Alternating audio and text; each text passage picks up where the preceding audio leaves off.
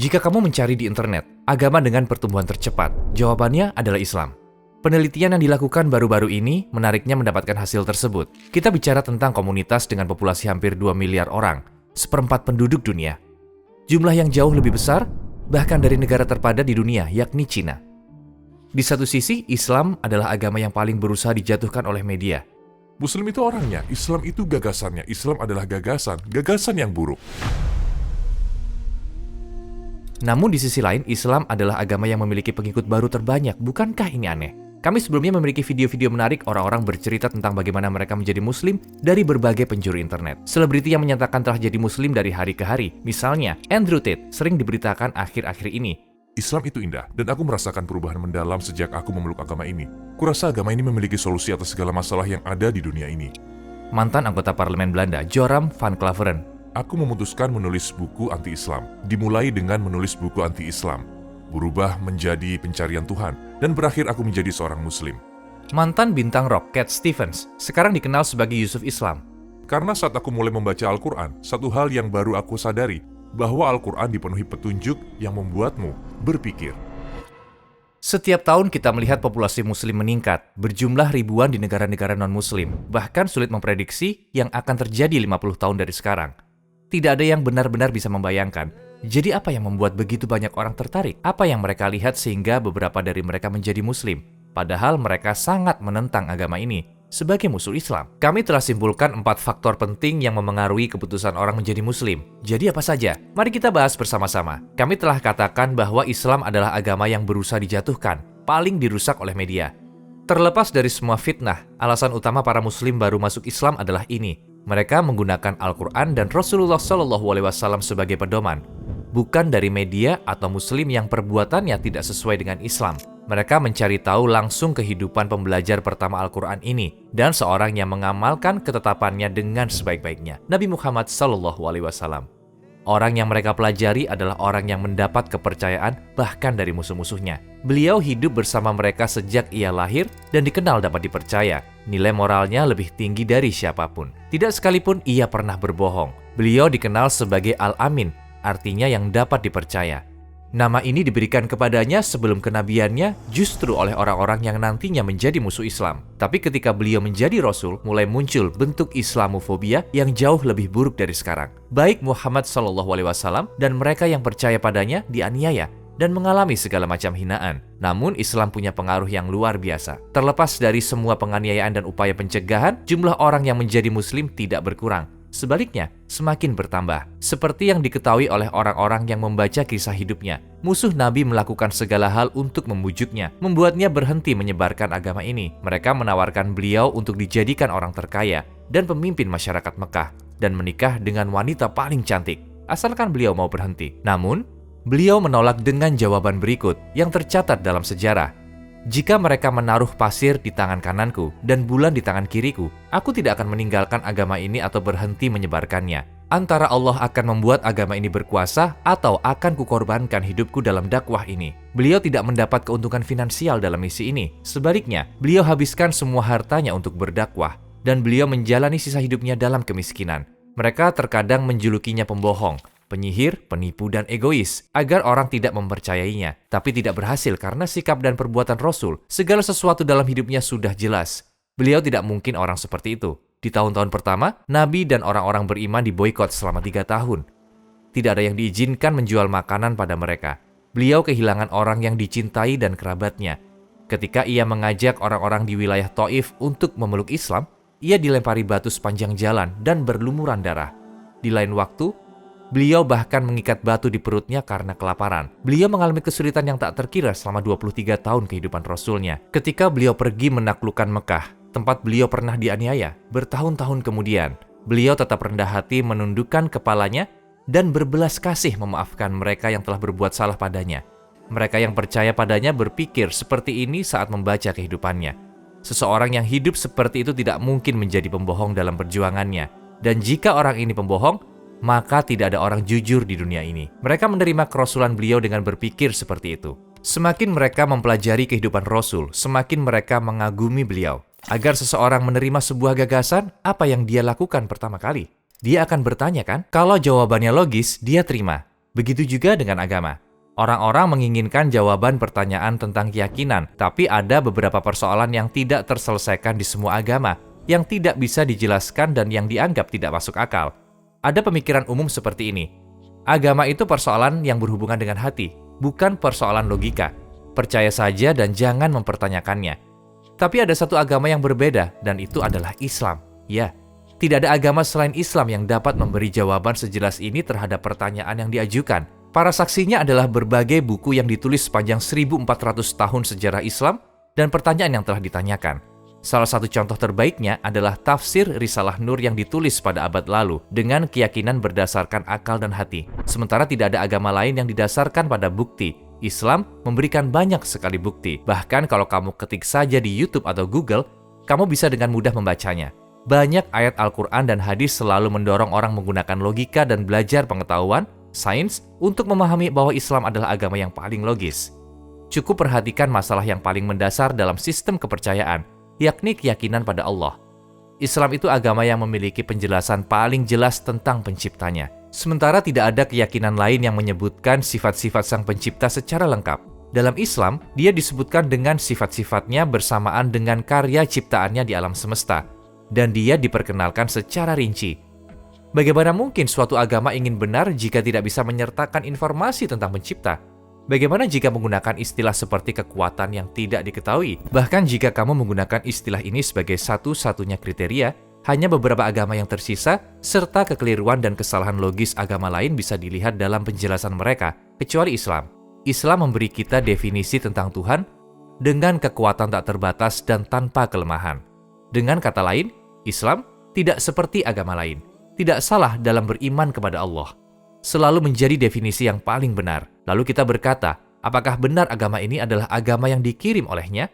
Dengan kata lain, apakah entitas yang memperkenalkan dirinya dalam Al-Quran merupakan pencipta alam semesta? Alasan penting lainnya adalah 1400 tahun yang lalu.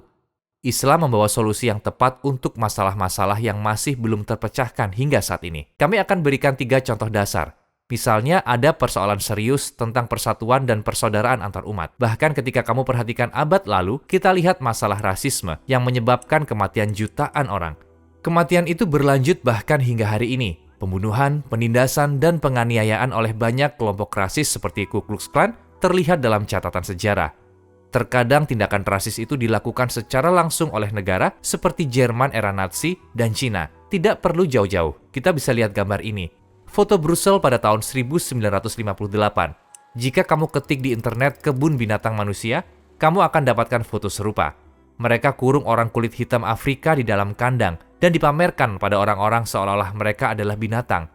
Lihatlah orang-orang ini. Apa mereka terlihat bahagia? Bukankah yang mereka lakukan pada anak ini adalah hal memalukan? Bukan hanya tentang Brussels. Ada kebun binatang manusia sejak dari tahun 1900-an sampai saat itu di negara-negara seperti Amerika Serikat, Perancis, dan Jerman. Tapi mereka negara maju dan beradab. Mereka tidak seharusnya melakukan seperti itu. Mari kita lihat bagaimana Islam yang mereka sebut terbelakang melihat persoalan ini. Wahai manusia, sungguh kami telah menciptakan kamu dari seorang laki-laki dan seorang perempuan. Kemudian kami jadikan kamu berbangsa-bangsa dan bersuku-suku agar kamu saling mengenal. Sungguh yang paling mulia di antara kamu di sisi Allah ialah orang yang paling bertakwa. Sungguh, Allah Maha Mengetahui, Maha Teliti. Dinyatakan dalam Al-Quran bahwa begitu banyak ras yang berbeda diciptakan agar mereka saling mengenal, bukan menindas satu sama lain. Ia yang mengajak orang-orang berbuat rasis bukan dari golongan kami. Ia yang memperjuangkan perbuatan rasis bukan dari golongan kami. Ia yang mati karena perbuatan rasis bukan dari golongan kami. Kita bicara tentang agama yang menyatakan begitu. Agama yang tidak mengunggulkan ras manapun di atas yang lain. Sementara kesalahan yang sama telah terjadi di seluruh dunia sepanjang sejarah. Setiap tahun selama musim haji, orang dari semua ras, warna kulit, dan bahasa pakai pakaian yang sama dan beribadah berdampingan tanpa tanda superioritas atau kekayaan. Islam berikan solusi dari 1400 tahun yang lalu yang masih belum dimiliki peradaban saat ini. Salah satu masalah terbesar lainnya yang Islam beri solusi adalah kelaparan dan kemiskinan. Islam berikan solusi dan pada saat yang sama mengamanatkan orang untuk melakukannya. Membangun jembatan antara orang kaya dan orang miskin, yakni zakat, sedekah. Islam telah memperkenalkan batasan tertentu untuk dianggap kaya. Orang yang punya kekayaan melebihi batas tersebut memberikan 1/40 atau 2,5% hartanya untuk orang miskin. Tidak peduli berapa banyak kekayaan yang dia punya. Di satu sisi, kebutuhan orang miskin terpenuhi. Dan di sisi lain, ikatan persaudaraan semakin erat. Orang kaya tidak bisa meremehkan atau menjauh dari orang miskin, dan orang miskin tidak iri atau menyimpan dendam terhadap orang kaya.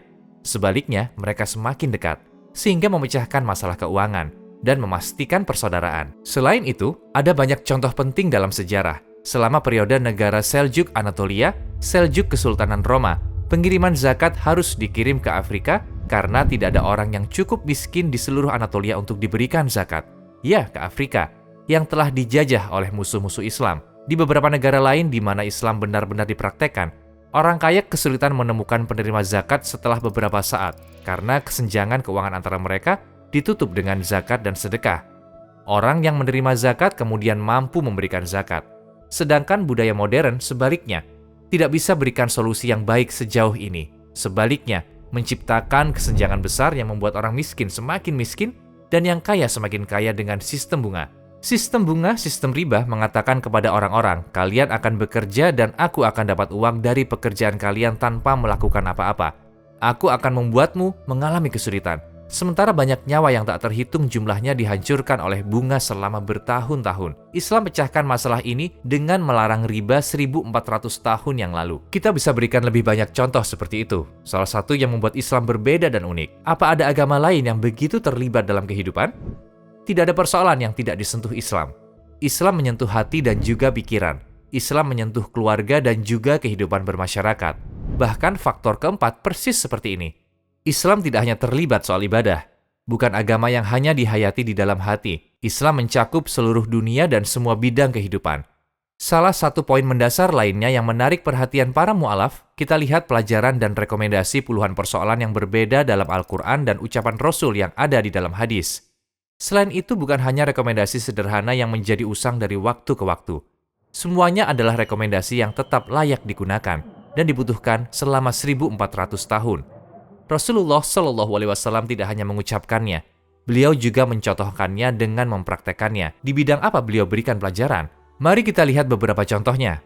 Selain persoalan ibadah, semua masalah hukum dengan cukup detail untuk menjalankan sebuah negara, mempelajari pengetahuan, sains dan penalaran, perdagangan dan bisnis, ekonomi, negara, administrasi dan diplomasi, berkomunikasi dengan orang lain, keramah tamahan, menjadi tetangga yang baik, persahabatan, merawat kerabat, pernikahan dan urusan keluarga, membesarkan anak, melindungi dan merawat anak yatim, membantu orang miskin dan membutuhkan, merawat pasien dan memotivasi pasien, menyokong semua masalah yang disebabkan oleh lidah, kepemimpinan dan kerjasama tim, kebersihan menyeluruh, pendidikan dan kedewasaan spiritual, sejarah, serta di saat yang sama berita tentang masa depan yang ternyata benar.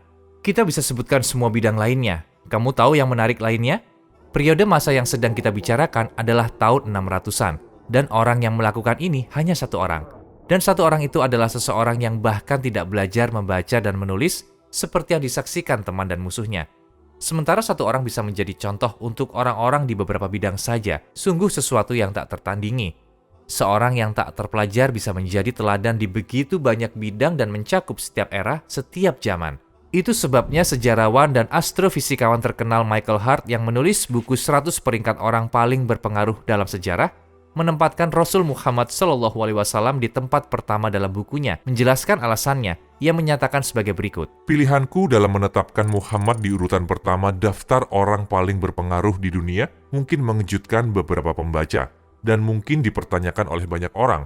Namun, beliau adalah satu-satunya orang dalam sejarah yang sangat berhasil baik dalam urusan agama maupun duniawi. Bagi mu'alaf yang menjadi muslim, inilah yang mereka pahami. Sambil membaca tentang kisah hidup beliau, yang mereka temukan adalah agama yang mencakup setiap aspek kehidupan. Bukan hanya agama yang ada di hati dan di tempat ibadah, dan telah ditunjukkan secara menyeluruh dengan tetap bermanfaat selama 1400 tahun. Di antara yang bisa menyadarinya, mantan anggota parlemen Belanda Joram van Klaveren yang kami wawancarai, dia ingin menulis buku anti-Islam karena dia mengenal Islam, seperti yang digambarkan oleh media. Saat dia meneliti Islam, dia mulai menyadari fakta, seperti 4 faktor yang kita bicarakan tadi. Hasilnya, perjalanan yang dimulai dengan tujuan anti-Islam berakhir menjadi seorang muslim. Demikian jawaban singkat dari pertanyaan mengapa orang-orang menjadi mu'alaf. Seiring orang terus melakukan penelitian, membaca riwayat hidup Rasulullah Muhammad SAW, dan perhatikan yang beliau bawa untuk manusia, jumlah orang yang masuk Islam bahkan akan semakin bertambah. Seperti yang dikatakan oleh seorang ulama besar Islam, yakinlah di antara revolusi masa depan, suara yang paling keras, paling nyaring adalah suara Islam.